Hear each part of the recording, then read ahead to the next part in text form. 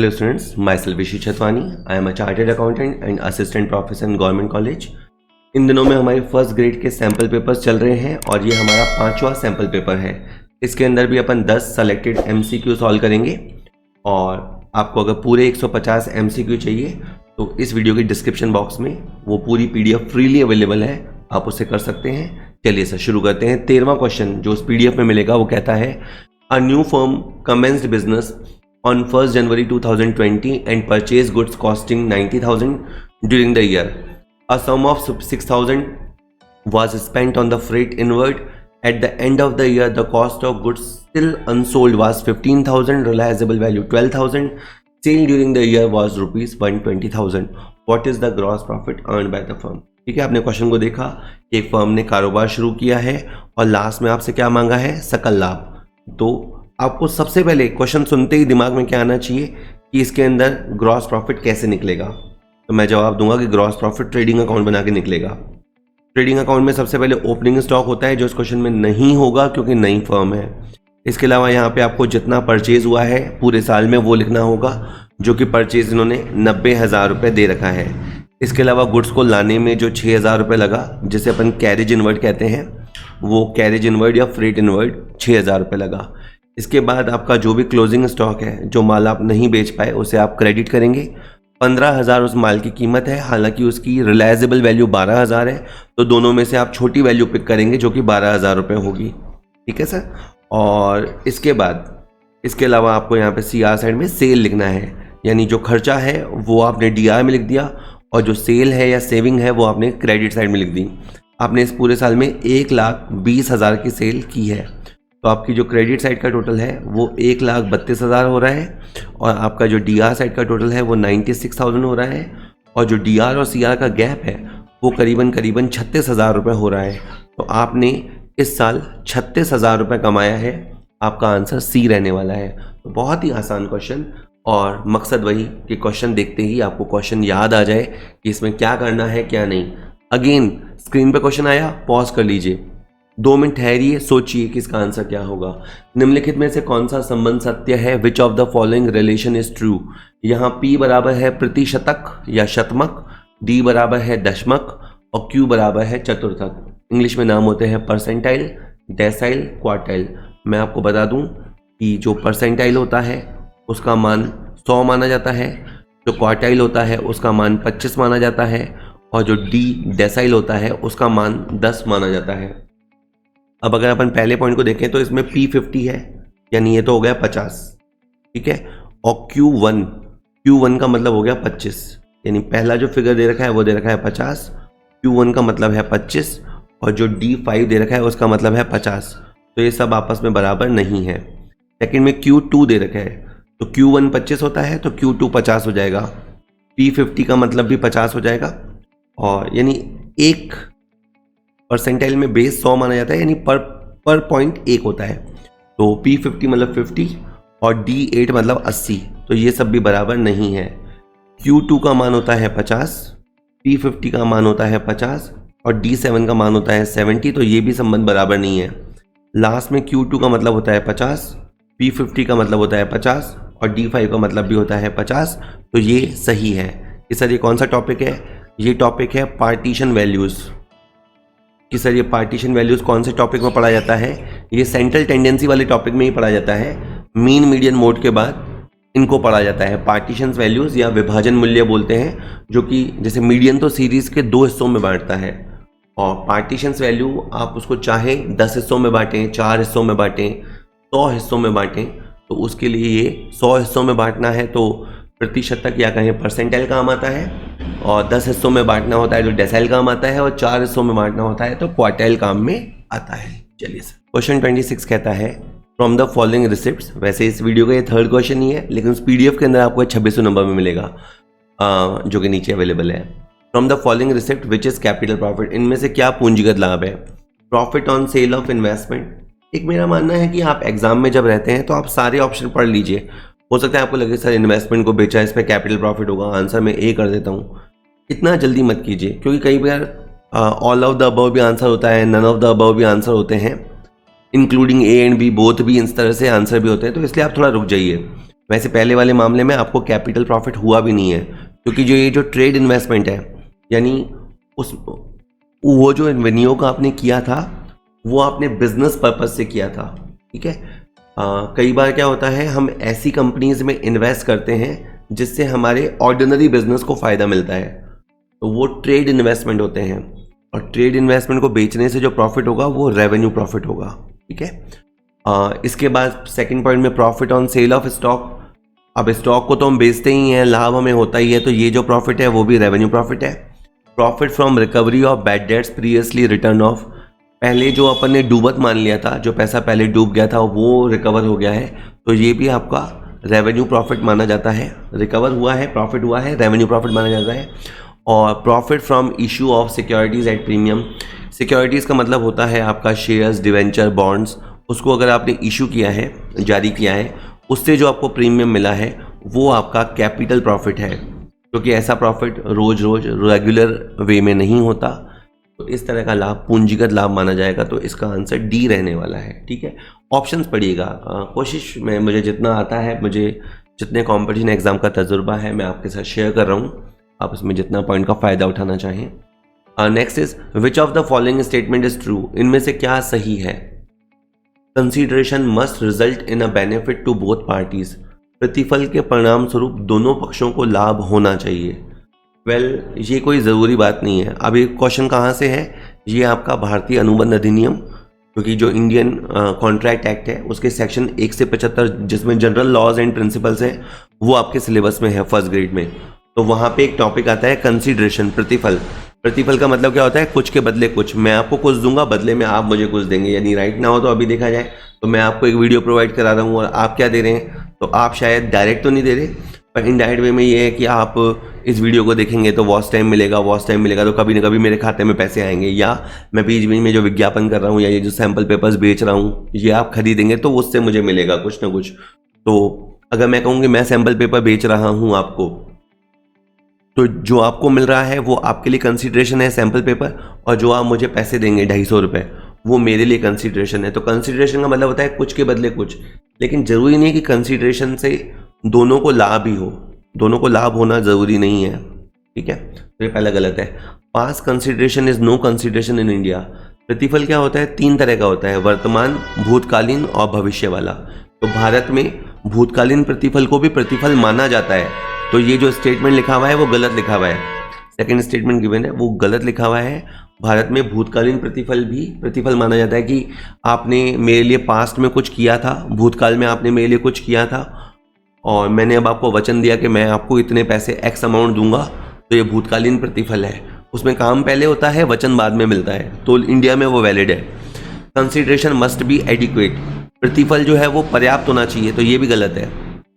हमारे हिसाब से प्रतिफल बस होना आवश्यक है। अब जैसे मान लीजिए मैं सैम्पल पेपर दे रहा हूँ, उसकी वैल्यू होनी तो 1000 रुपये चाहिए, मान लीजिए, खुद की तारीफ कर लेते हैं, होनी तो 1000 रुपये चाहिए, पर मैं खुद ही अगर 250 रुपये लेने को राजी हूँ तो फिर कोई प्रॉब्लम नहीं है। प्रतिफल का होना आवश्यक है, उसका पर्याप्त होने की आवश्यकता नहीं है। तो ये जो सी स्टेटमेंट लिखा है वो भी गलत लिखा हुआ है। और लास्ट में लिखा है प्रतिफल कुछ ऐसा होना चाहिए जो एक वचनदाता पहले से ही करने के लिए बाध्य न हो। Consideration must be something which is the promisor is not already bound to do, ये बिल्कुल सही है।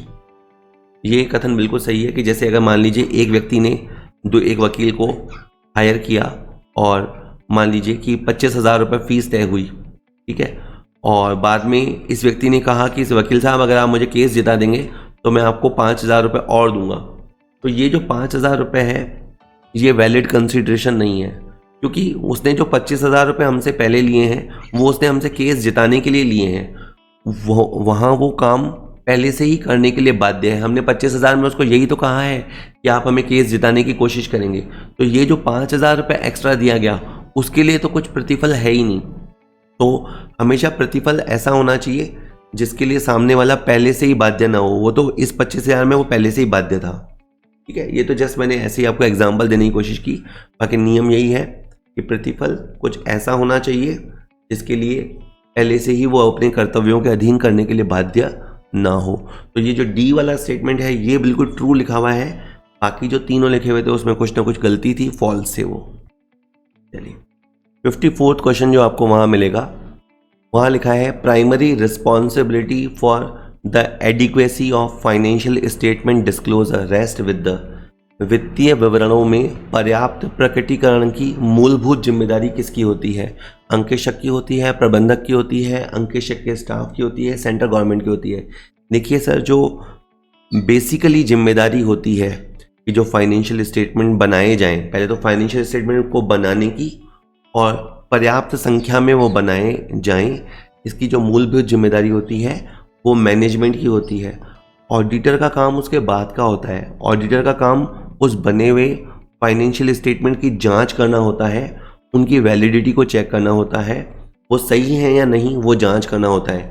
लेकिन बनाने की और पर्याप्त संख्या में बनाने की, उसमें जो सूचनाओं का प्रकटीकरण है, वो सब जो जिम्मेदारी है कि बैलेंस शीट इस परफॉर्मे में बनेगी या साथ साथ नोट्स टू अकाउंट्स बनेंगे या जो भी कमेंट्स टिप्पणियाँ लिखी जाएंगी, वो सब की जो जिम्मेदारी है वो वहाँ के अकाउंटेंट की है, या इन शॉर्ट कहें तो मैनेजमेंट की जिम्मेदारी है, वो ऑडिटर की जिम्मेदारी नहीं है। तो ये ऑडिट वाले टॉपिक से क्वेश्चन था, तो इसका आंसर बी रहने वाला है।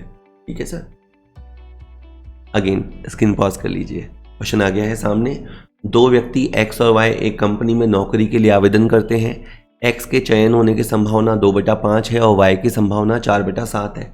उन दोनों के चुने जाने की क्या प्रायिकता है? अब हम क्या चाहते हैं कि दोनों के दोनों सेलेक्ट हो जाएं।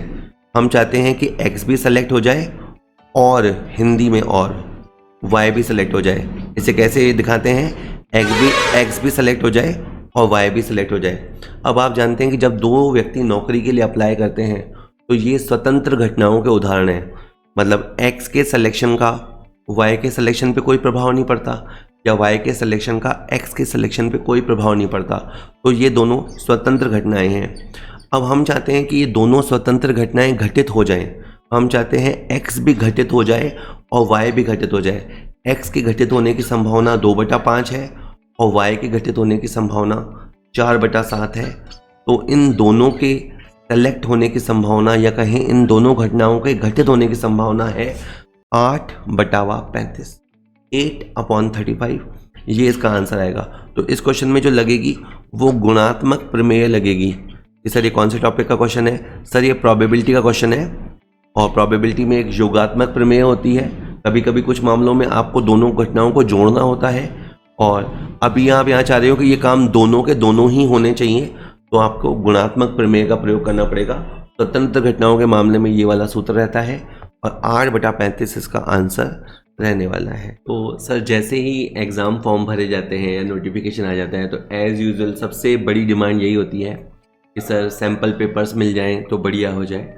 तो बिल्कुल सर, सैम्पल पेपर्स हमने रेडी करने शुरू कर दिए हैं और 50 सैम्पल पेपर प्रोवाइड कराए जाएंगे। हर सैम्पल पेपर में 150 क्वेश्चन होंगे, तो करीबन 7,500 मल्टीपल चॉइस क्वेश्चन आपको मिलेंगे।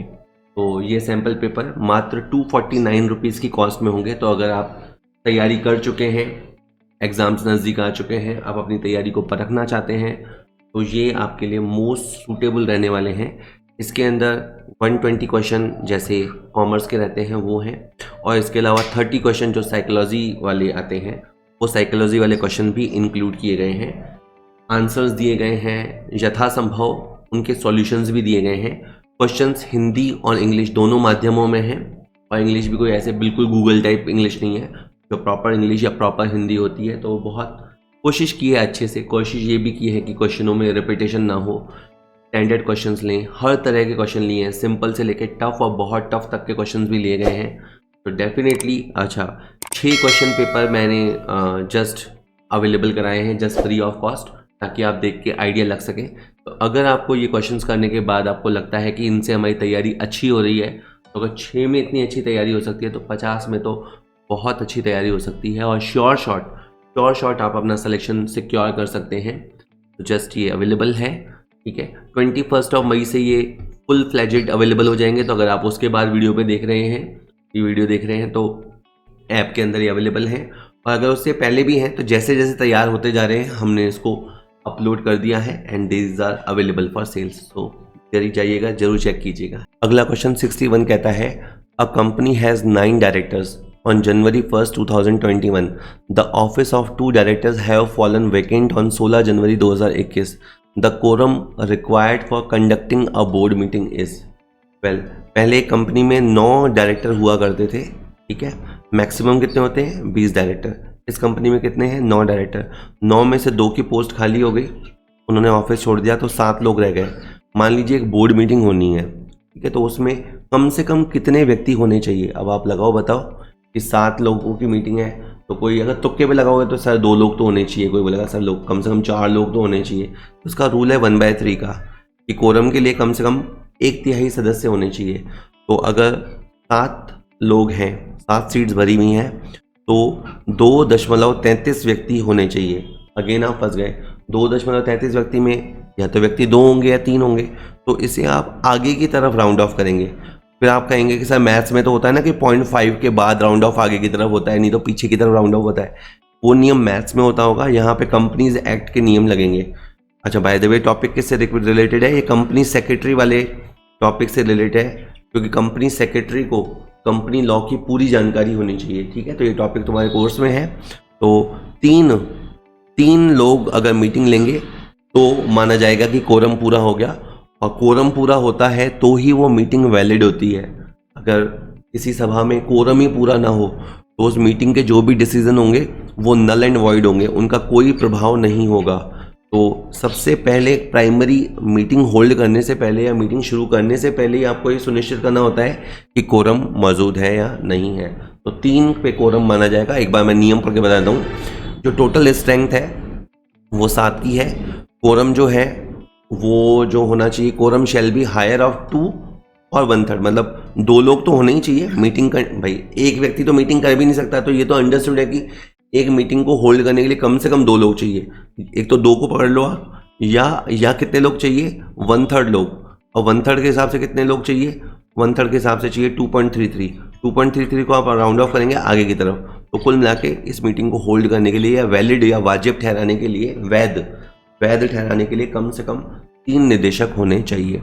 नेक्स्ट क्वेश्चन कहता है, manufacturing company has an expected usage of 50,000 units of a certain product during the next year. The cost of processing an order is 20 and the carrying cost per unit is ₹1 for 2 years. अब देखो, ये question अभी college lecturer के exam में आया था और बहुत ही होशियारी के साथ इसमें आपको गच्चा देने की कोशिश की गई है. जैसे पहले तो ये याद आना चाहिए कि आपसे क्या मांगा है? EOQ. ये टॉपिक रिलेटेड है मटेरियल कंट्रोल से, यानी ये कॉस्टिंग का टॉपिक है, उसमें अपन मटेरियल की कॉस्ट को कंट्रोल करना चाहते हैं तो EOQ नीति का पालन करते हैं. उसका फॉर्मूला होता है अंडर द रूट 2TO और अपॉन में आता है UI, ठीक है. अब यहाँ पे अगर मैं इसको थोड़ा भरूँ तो आपको 2 लिखना है. T से मतलब होता है आपका एनुअल कंजम्पशन. तो आपका जो एनुअल कंजम्पशन है या वास्तविक रिक्वायरमेंट है वो है 50,000 की. O का मतलब होता है ऑर्डर को प्रोसेस करने की कॉस्ट या एक आदेश देने में लगने वाला खर्चा. और UI का मतलब होता है कि यूनिट को संभालने पे जो खर्चा लगेगा, ठीक है. ऑर्डरिंग कॉस्ट तो होती है ऑर्डर देने की कॉस्ट, और कैरिंग कॉस्ट होती है उस यूनिट का केयर करने की कॉस्ट. अब जल्दीबाजी में हम क्या करेंगे? ₹1 लिख देंगे कि सर एक ही तो लिखा हुआ है, लेकिन यहाँ पे क्या लिखा हुआ है? ₹1 फॉर 2 years. तो ₹1 लगेगा 2 साल का, यानी जब हम 2 साल तक किसी चीज को संभालते हैं तो ₹1 लगता है. तो यानी 1 साल की कॉस्ट कितनी हुई? 50 पैसा. तो आपको यहाँ पे ₹1 की जगह 50 पैसा लिखना था, ठीक है. अब अपन इंटू करें तो 50,000 इंटू 2, 50,000 इंटू 2 करने पे 1 लाख हो गया. 1 लाख इंटू 20 करने पे 20 लाख हो गया. 20 लाख के अंदर 0.5 करने पे 40 लाख हो गया. तो कुल मिला के आपको 40 लाख की रूट वैल्यू सॉल्व करनी है. 40 लाख की आप रूट वैल्यू सॉल्व करेंगे तो 2000 यूनिट्स आएगा. तो इसका जो आंसर रहेगा वो ए आंसर रहेगा. तो जस्ट ये है कि एग्ज़ाम के अंदर आप ऐसा मत किया करिए कि आप ये मान के चलें कि क्वेश्चन तो ऐसा होगा. जैसे क्या होता है, ऐसे ही बताता हूँ मैं. कई बार हम सोचते हैं कि ए और बी 2 पुराने साझेदार हैं और सी उनकी दुनिया में आया, लेकिन एक क्वेश्चन मैंने देखा था जिसके अंदर क्या किया उसने, बी और सी पुराने साझेदार हैं और ए का प्रवेश हुआ. तो केवल ये जो उन्होंने सीक्वेंस आगे पीछे किया ना, उस वजह से पूरा रेशो हिल गया.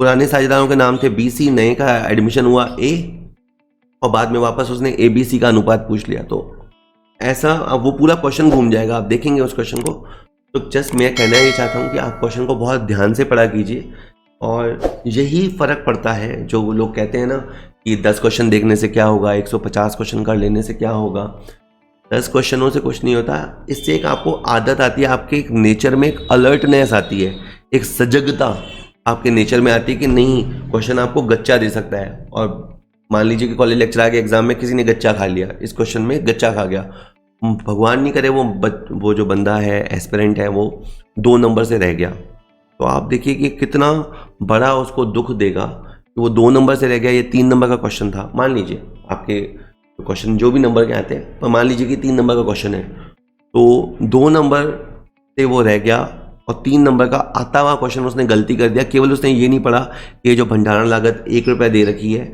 वो 2 साल की दे रखी है। आपको यहाँ जो फॉर्मूले में रखनी होती है वो 1 साल में लगने वाली लागत रखनी होती है, यानी आपको आधी रखनी थी। ठीक है, अगला क्वेश्चन नंबर 75 आपको दिखाई देगा। उसमें लिखा है match the following financial information to its related activities.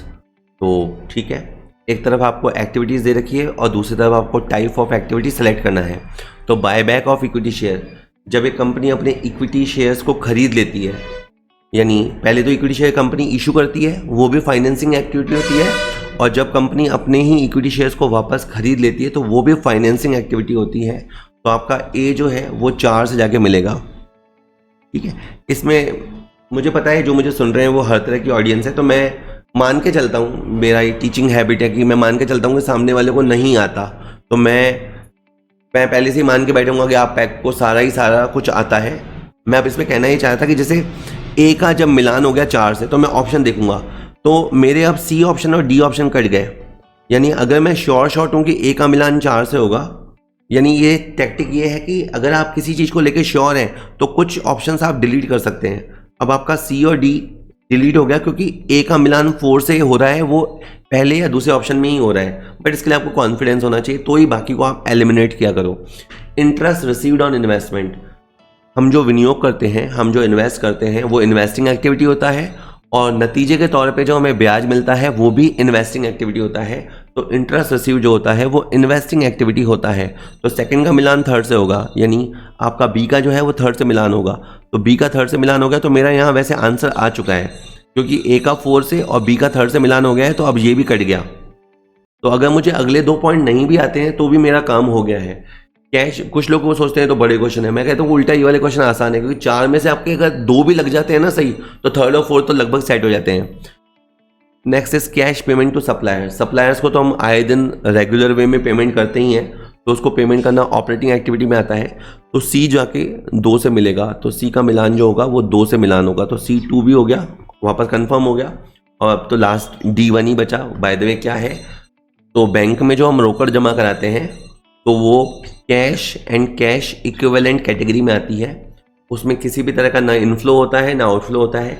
आपका कैश बैलेंस कम हो जाता है, बैंक बैलेंस बढ़ जाता है, यानी आपके कैश एंड कैश इक्विवेलेंट की पोजीशन वही रहती है। तो जो लास्ट वाली एक्टिविटी है उसमें देखा जाए तो वास्तव में किसी तरह का कोई फ्लो नहीं होता है, ये बात आप ध्यान रखिएगा। तो डी के साथ 1 बैठेगा। ठीक है, चलिए एक और क्वेश्चन देखते हैं। रिक्रूटमेंट क्या है? Negative process, positive process, negative as well as positive process, creative process. तो रिक्रूटमेंट में क्या होता है, हम भर्ती करते हैं। मान लीजिए एक प्रोजेक्ट हमें शुरू करना है, हमें एक प्लांट लगाना है। उस प्लांट पे काम करने के लिए हमें 50 लोगों की ज़रूरत है, अलग अलग फील्ड्स में, मैनेजर, सुपरवाइज़र, क्लर्क, अलग अलग हमें 50 लोगों की ज़रूरत है। तो हम बहुत सारे लोगों को पहले बुलाते हैं, उनको भर्ती करते हैं। ठीक है, उनसे हम उनके कहें कि रेज्यूमे इनवाइट करते हैं। तो ये एक पॉजिटिव प्रोसेस है। तो रिक्रूटमेंट जो होता है, भर्ती प्रक्रिया, वो एक सकारात्मक प्रक्रिया है। हालांकि एक और बात बता दूं, उसके बाद जैसे मान लीजिए हमारे पास 500 लोगों ने अप्लाई किया, अब हमें तो 50 लोग ही चाहिए और 500 लोग आ गए, तो बाद में हम जो कम अच्छे लोग हैं उनको छांटना शुरू करेंगे। तो यहाँ पे अपना चयन शुरू होगा। तो अगर कभी पूछे ना चयन किस प्रकार की प्रक्रिया है, तो चयन जो है वो एक नेगेटिव प्रोसेस है, क्योंकि उसमें लोगों को छांटा जाता है, माइनस करते जाते हैं ना। तो चयन जो है वो एक नेगेटिव प्रोसेस है, और भर्ती में हम लोगों को बुलाते हैं अपने पास ताकि हमारे पास अच्छा टैलेंट आए। तो भर्ती जो है वो एक पॉजिटिव प्रोसेस है। अभी के लिए आपका आंसर बी रहने वाला है। लास्ट 2 क्वेश्चन है। क्वेश्चन 95 है, in India the data pertaining to the growth of economy is release by, कि अर्थव्यवस्था का कितना विकास हो रहा है, आपका जो आर्थिक विकास है उससे संबंधित आंकड़ों को कौन प्रकाशित करता है? क्या आरबीआई प्रकाशित करता है, नेशनल सैंपल सर्वे ऑर्गेनाइजेशन प्रकाशित करता है, सेंट्रल स्टैटिस्टिकल ऑर्गेनाइजेशन सीएसओ प्रकाशित करता है, या state directorate of economies and statistics ये प्रकाशित करता है? तो इसका आंसर सीएसओ है कि आपके जो आर्थिक विकास के आंकड़े हैं वो सेंट्रल स्टैटिस्टिकल ऑर्गेनाइजेशन प्रस्तुत करता है। एमसीक्यू बेहिसाब होते हैं, वो यही दे देगा कि बताओ सीएसओ का क्या फुल फॉर्म है, आरबीआई का क्या फुल फॉर्म है। हालांकि आरबीआई जितना तो सिंपल नहीं पूछता, बट मे बी अब ये किससे रिलेटेड है, ये आपका नेशनल इनकम से रिलेटेड टॉपिक है। आपको याद रखना है कि आर्थिक विकास के जो आंकड़े हैं वो सीएसओ प्रकाशित करता है। और अगर मैं आपको एक टिप दूं तो ये है कि देखिए आप ना यूँ एक टेबल बना लीजिए कि बेरोजगारी के आंकड़े कौन देता है, गरीबी के आंकड़े कौन देता है, मृत्यु दर के आंकड़े कौन प्रकाशित करता है। तो आप एक टेबल बनाई दीजिए, जो एक जैसे क्वेश्चन होते हैं उससे संबंधित नियम एक जैसे लिखिए। ठीक है, ये कथन किसने दिया था, ये कथन किसने दिया था, वो ऑथर्स के एक तरफ लिख दो। संस्थाओं में कौन सी संस्था कब स्थापित हुई वो एक तरफ लिख दो। अब कई बच्चे वैसा होते हैं, नोट्स देखो मांगने या बोलने में कोई दिक्कत नहीं है, लेकिन थोड़े से नोट्स आप खुद के भी क्रिएट करो। ठीक है, आप एक टीचर बनने जा रहे हैं, ठीक है, तो आपका जो ओहदा है, दर्जा है, ऑब्वियस सी बात है वो स्टूडेंट से तो ऊपर है, तो नोट्स बनाना आपकी आदत में होना चाहिए। ठीक है, अपन एक एस्पिरेंट रहते हैं, अपने को लगता है कि बने बनाए नोट्स मिल जाएं तो क्या, बने बनाए नोट्स मिलने से थोड़ा सा काम थोड़ा शायद आसान हो जाएगा, लेकिन वो टिकाऊ नॉलेज नहीं रहेगी। टू बी वेरी फ्रैंक, अगर नोट्स आपने हाथ से बना रखे होंगे तो वो ज़्यादा टिकाऊ होंगे, क्योंकि जब आप लिखते हैं सोच समझ के देख दाख के लिखते हैं तो वो आपको ज़्यादा याद रहता है। तो मिक्स, मैं ये भी नहीं कहूँगा कि सारे नोट्स आप लिखने बैठ जाओ, क्योंकि इतना तो टाइम ही नहीं होता, बट अगर आपके पास समय है तो सारे नोट्स या मोस्ट ऑफ द नोट्स आपको बनाने चाहिए।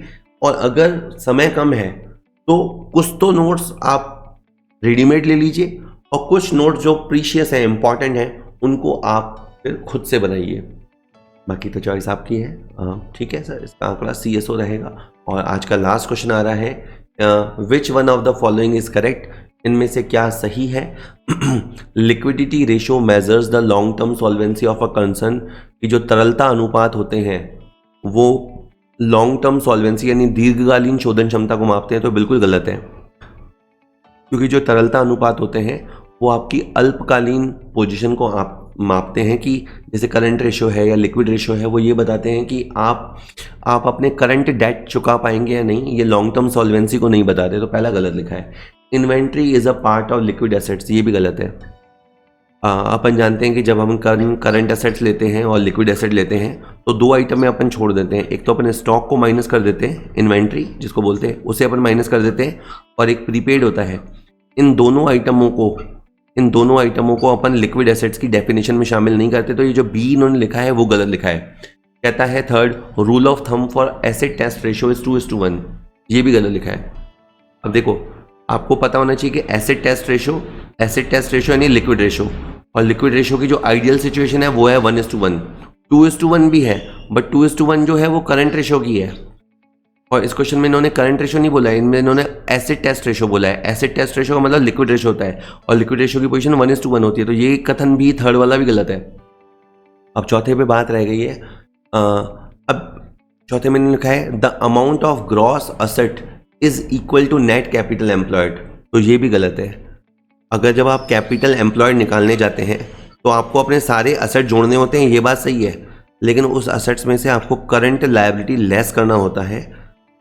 सारे एसेट्स में से करंट लायबिलिटी को लेस करने पे कैपिटल एम्प्लॉयड आता है। इन्होंने ये लिखा है कि जो ग्रॉस असेट्स होते हैं, यानी जो असेट्स का योग होता है, वही कैपिटल एम्प्लॉयड होता है। नहीं, ये गलत लिखा हुआ है। तो सारे के सारे स्टेटमेंट ही गलत लिखे हैं। इसमें पूछा यह था कि बताइए इनमें से क्या सही है, तो सर इसका आंसर डी होगा कि इनमें से एक भी सही नहीं है, सारे के सारे गलत दे रखे हैं। होप सर वीडियो आपके लिए हमेशा की तरह यूज़फुल रहा होगा। वीडियो को लाइक कीजिए, चैनल को सब्सक्राइब कर लीजिए। मैं बहुत सारे वीडियोस आपकी तैयारी एग्जाम्स तक बनाता ही रहूँगा। और आप कॉमर्स पॉइंट ऐप डाउनलोड कर लीजिए, वहाँ बहुत सारा कंटेंट फ्रीली और पेड कंटेंट दोनों ही तरह का कंटेंट अवेलेबल है, जो आपके लिए बहुत यूज़फुल रहेगा। Thank you very much.